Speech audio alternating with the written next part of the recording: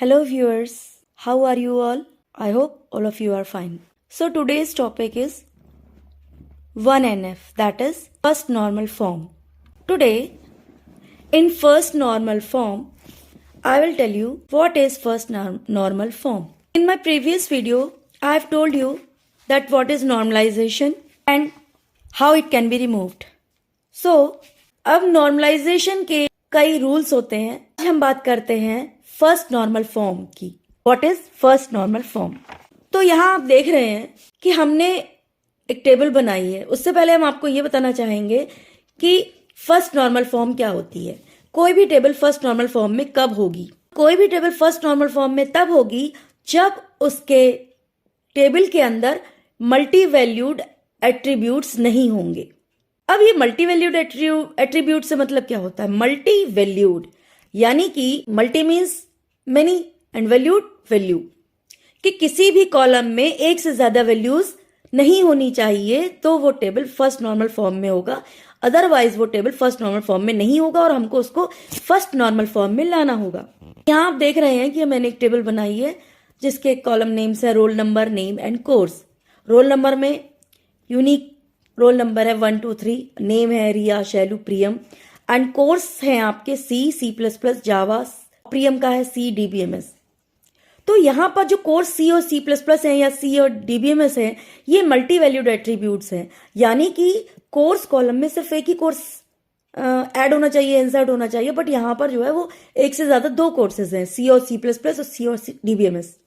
Means to से कि जो पर्टिकुलर स्टूडेंट है या नेम है यहां पर वो एक से ज्यादा कोर्स में रजिस्टर्ड है, दो कोर्सेज में रजिस्टर्ड है. ऐसा नहीं है कि वो एक से ज्यादा कोर्स में रजिस्टर नहीं हो सकता है, but the representation of table is not right. तो हम कहेंगे कि यहां पर टेबल जो है फर्स्ट नॉर्मल फॉर्म में नहीं है. अब इस टेबल को फर्स्ट नॉर्मल फॉर्म में लाने के लिए क्या करना होगा? How this issue can be removed to make it in 1NF? हम क्या करेंगे कि हमारी जो टेबल है रोल नंबर, नेम, कोर्स, उन पर हम किसी एक टेबल पर एक कॉलम पर प्राइमरी की का कंसेप्ट लगाएंगे. अब आप मुझे बताइए कि क्या हम रोल नंबर पर प्राइमरी की का कंसेप्ट लगा सकते हैं? Yes, before this I am telling you कि जब रिया या प्रियम दो कोर्सेज में रजिस्टर्ड हैं तो उनके लिए हम फिर एक टेबल बनाएंगे जिसमें कि हम एक कोर्स ही एंटर करेंगे उस पर्टिकुलर स्टूडेंट के लिए.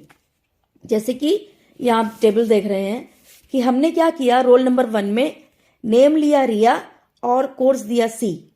फिर हमने रोल नंबर 1 किया रिया एंड C++. तो हमने क्या किया, अब हमारे कोर्स कॉलम में एक ही कोर्स वो अलॉट है. सेकंड में शैलू जो कि जावा कोर्स में है रजिस्टर्ड. थर्ड में प्रियम C और 3 से हमने जो है वो प्रियम आपके दूसरे कोर्स में रजिस्टर्ड है, दैट इज DBMS. ठीक है, बट आप यहां पर देख रहे हैं कि रोल नंबर, एक पर्टिकुलर स्टूडेंट का जो रोल नंबर है वो रो रिपीट हो रहा है कॉलम, कि सेम रोल नंबर है, सेम ही स्टूडेंट है, लेकिन वो दो कोर्सेज में एडमिटेड है या एडमिशन लिया हुआ है उसने. तो यहां पर क्या हो रहा है कि कॉलम डुप्लीकेसी हो रही है, यानी कि नेम भी सेम हो रहा है और रोल नंबर भी सेम हो रहा है. तो इसको रिमूव कैसे किया जाएगा? प्राइमरी की कंसेप्ट लगा करके. अब हम प्राइमरी की किस कॉलम पर लगाएंगे? आप देखिए, बताइए, क्या हम रोल नंबर पर प्राइमरी की लगा सकते हैं? हम रोल नंबर पर प्राइमरी की नहीं लगा सकते हैं क्योंकि यहां पर रोल नंबर जो है वो रिपीट हो रहा है. In the same way name पर भी हम प्राइमरी की नहीं लगा सकते हैं. क्यों? क्योंकि यहां पर नेम भी रिपीट हो रहा है, रिया, प्रियम. हम नेक्स्ट है हमारा कॉलम कोर्स, हम उस पर प्राइमरी की लगा सकते हैं क्योंकि अलग अलग कोर्स है, C++, जावा, C, DBMS लगा सकते हैं. लेकिन यहां भी एक प्रॉब्लम होगी, कोर्स अकेला जो है वो प्राइमरी की तरह वर्क नहीं करेगा. कोर्स कैन बी प्राइमरी की but it alone can not be A primary की. कोर्स आपका प्राइमरी की हो सकता है लेकिन ये अकेला प्राइमरी की तरह वर्क नहीं करेगा, क्योंकि इसमें आप देख रहे हो कि C की वैल्यूज या C जो है वो रिपीट हुआ है. रिया ने C में रजिस्टर किया है, एडमिशन लिया है, एंड द सेम वे प्रियम ने भी सी में रजिस्टर किया है, एडमिशन लिया है, तो यहाँ पर सी की वैल्यूज या सी रिपीट हुआ, यहाँ पर हम प्राइमरी की नहीं लगा सकते हैं। अब हम प्राइमरी की कंसेप्ट यूज कहाँ करेंगे? तो अगर हम रोल नंबर और कोर्स कॉलम को कंबाइन करके प्राइमरी की लगाएं तो बेस्ट रहेगा। तो हमने क्या किया, एक टेबल में रोल नंबर और कोर्स पर हमने प्राइमरी की यूज किया। अब जब हम दो कॉलम्स को कंबाइन करते हैं और उन कॉलम्स को कंबाइन करके प्राइमरी की का यूज होता है तो उसको हम कहते हैं कंपोजिट प्राइमरी की, क्योंकि हमने दो कॉलम्स पे प्राइमरी की कंसेप्ट यूज किया है। तो कंपोजिट प्राइमरी की is a combination of two columns. तो हमने अब इस टेबल में रोल नंबर और कोर्स को लेकर के प्राइमरी की यूज किया है। जब हम ऐसा करेंगे तो रोल नंबर अब क्या हो जाएगा, हमारा यूनिक हो जाएगा। हमने रोल नंबर पे प्राइमरी की यूज की, अब हमारी जो है वो कोई भी डुप्लीकेसी नहीं है। नाउ सपोज रिया ने सी और C++ के अलावा भी बहुत सारे कोर्सेज में एडमिशन लिया है या वो रजिस्टर किया है, तो आप क्या करेंगे, उतने सारे कोर्सेज के कॉलम बढ़ेंगे, कोर्स 1, कोर्स 2, कोर्स 3, इस तरह से डैश डैश डैश। यानी कि जो आपका रिया है उसने वो सी भी कर रही है, C++ भी कर रही है, जावा भी कर रही है, DBMS भी कर रही है, OS भी कर रही है, फंडामेंटल्स भी कर रही है। तो ये कितने कोर्सेज हो गए सी। अब हम जब कॉलम्स बनाएंगे तो course C1, course 2, course 3, course 4, course 5, इस तरह से। बट इन दिस टेबल जब शैलू, यानी कि हमारे कितने कोर्सेज हो गए, अलग अलग कोर्सेज हो गए। अब शैलू या प्रियम, उन्होंने सिर्फ दो कोर्सेज में रजिस्टर किया है, एडमिशन लिया है, दैट इज जावा और OS। सिर्फ एक ही कोर्स में रजिस्टर किया, दैट इज जावा। तो बाकी कोर्सेज के कॉलम्स में आप क्या लिखेंगे, नल। तो बाकी कोर्सेज के जो वो रहेगा वो एम्प्टी रहेगा, तो उसमें हम नल लिख देंगे।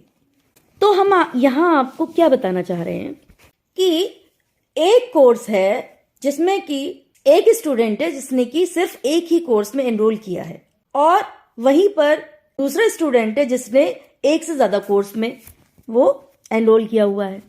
तो क्या होगा, हम यहां पर टेबल को दो टेबल्स में स्प्लिट कर लेंगे, ठीक है, क्योंकि बार बार कई टाइम्स जो है वो नल नल नल लिख रहे हो।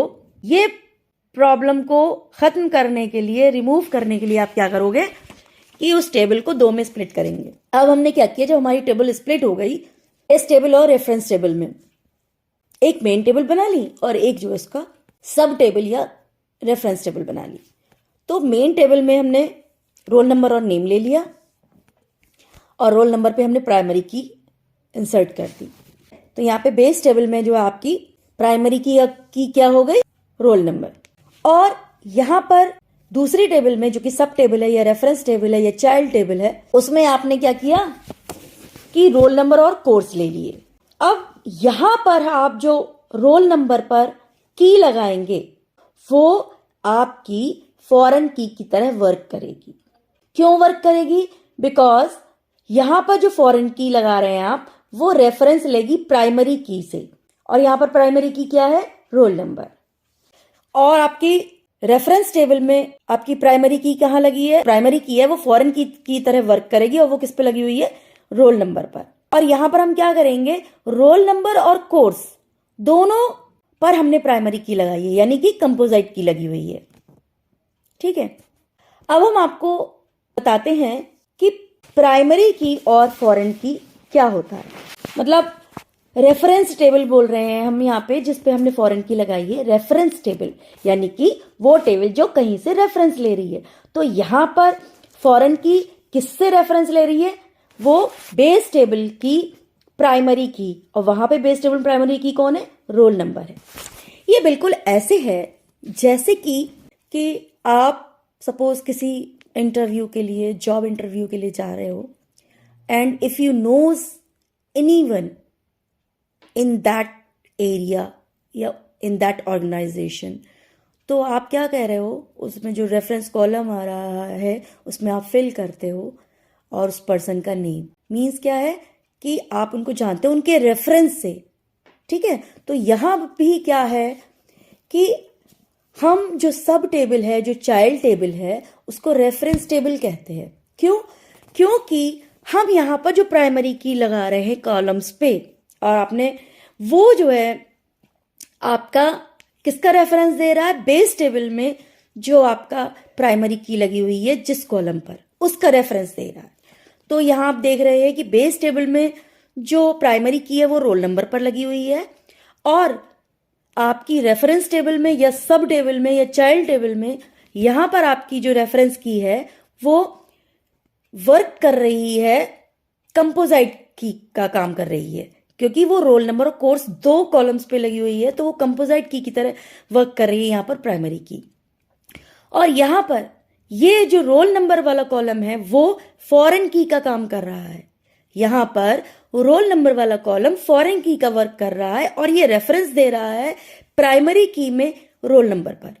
जो प्राइमरी बेस टेबल है उसमें जो प्राइमरी की लगाई है, आपने कहा लगाई? रोल नंबर पर। तो देखिए, बेस टेबल में आपकी प्राइमरी की रोल नंबर पर लगी हुई है, और रेफरेंस टेबल में आपकी प्राइमरी की रोल नंबर और कोर्स यानी कि कंपोजिट की तरह वर्क कर रही है। तो ये चीज आपकी क्या हुई? First normal form. अब हमारी जो टेबल है वो किस में है? फर्स्ट नॉर्मल फॉर्म में। तो फर्स्ट नॉर्मल फॉर्म आपका क्या कहता है कि किसी भी टेबल में मल्टी वैल्यूड एट्रीब्यूट्स नहीं होने चाहिए। अगर किसी टेबल में मल्टी वैल्यूड एट्रीब्यूट्स हैं, यानी कि एक कॉलम में एक से ज्यादा वैल्यूज हैं with in the same column, तो वो टेबल जो है आपकी फर्स्ट नॉर्मल फॉर्म में नहीं है। या फिर कोई भी टेबल फर्स्ट नॉर्मल फॉर्म में तब होगी जब उसमें मल्टी वैल्यूड एट्रीब्यूट्स नहीं होंगी। ठीक है। नाउ आपने अब जो टेबल बनाई है उसमें क्या बात है कि आपकी मल्टी वैल्यूड एट्रीब्यूट्स नहीं है, क्योंकि आपकी जो बेस टेबल है उसमें रोल नंबर और नेम है, और यहां पर जो रेफरेंस टेबल है उसमें आपकी जो की लगाई है आपने वो रोल नंबर और कोर्स पे लगाई है, कंपोजिट की तरह वर्क कर रही है, और यहां पर रोल नंबर पर फॉरेन की लगी हुई है जो कि रेफरेंस ले रही है प्राइमरी की का। अब इसका मीनिंग क्या है? देखिए, यहां पे आप देख रहे हो बेस टेबल में कि रोल नंबर 1 पर प्रिया के नाम पर रोल नंबर 1 है, तो प्रिया का नेम है, तो वहां पर उसने एक कोर्स सी में एडमिशन लिया है, एनरोल किया है, और दूसरे कोर्स C++ में किया है। तो यहां पर क्या कह रहे हो आप कि दो रोल नंबर्स हैं, सेकंड में जावा, थर्ड में फिर सी एंड थर्ड में DBMS। तो क्या हुआ? जब बात करेंगे कि रोल बेस टेबल में आप रोल नंबर 1 और प्रिया देखोगे, ठीक है।